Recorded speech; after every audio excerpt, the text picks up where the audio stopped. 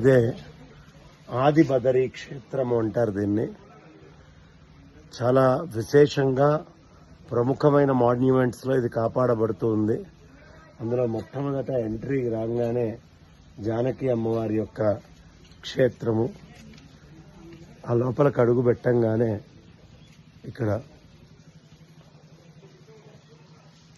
పరమేశ్వర క్షేత్రము, లోపల పరమేశ్వరుడు కనిపిస్తున్నాడు కదా. అలాగే ఇక్కడ కాళీ అమ్మవారు, చాలా ప్రత్యేకంగా కాళీ అమ్మవారు మనకు కనిపిస్తారు. ఇప్పటిది కాదు, ఇది చాలా అత్యంత పురాతనమైనటువంటి క్షేత్రము. ఇప్పటికీ భారతీయ పురావస్తు పర్యవేక్షణలో ఉంది. రామ లక్ష్మణ సీతా అమ్మవార్ల యొక్క విగ్రహాలు ఇక్కడ ఉన్నాయి. ఇదిగోండి, ఈ లోపల రామచంద్రమూర్తి, లక్ష్మణుడు, సీతా అమ్మవారు ముగ్గురు కూడా ఇక్కడ సుప్రతిష్ఠితమై ఉన్నారు.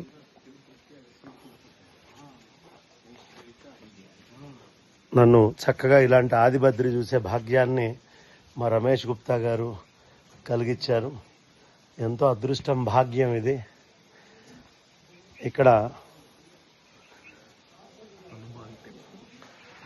ఆంజనేయ స్వామి వారు సీతారాములు అటుపక్కకు చూస్తుంటే హనుమంతుడు ఇటుపక్కకు చూస్తూ ఉన్నారు. ఇది హనుమత్ క్షేత్రం. హనుమత్ పరబ్రహ్మ ఇక్కడ ఉంటారు. అదో హనుమంతుడి గుడి అని రాసింది. ఇలా హనుమత్ పరబ్రహ్మ ఇందులో ఉన్నారు. సీతారామచంద్రమూర్తి ఒక పక్కకు చూస్తూ ఉంటే హనుమంతుడు ఇంకో పక్కకు చూస్తూ ఉన్నాడు. ఇది తక్కువ చూస్తాం మనం. ఇక గౌరీశంకర క్షేత్రం ఇది. ఇదిగోండి గౌరీశంకరుడు.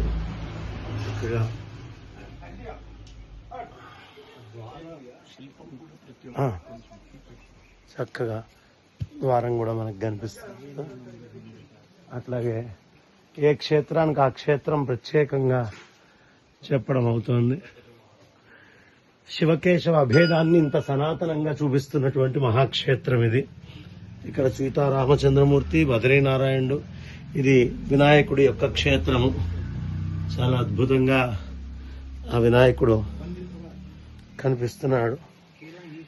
ఎన్నో తరాల నుంచి ఉన్నటువంటి వాళ్ళు మనకి శివకేశవ అభేదాన్ని ఇక్కడ చక్కగా చూపిస్తూ ఉన్నారు. ఇందులో ఈ ఎదురుగుండా గరుక్మంతుడి యొక్క క్షేత్రము. వాసుదేవ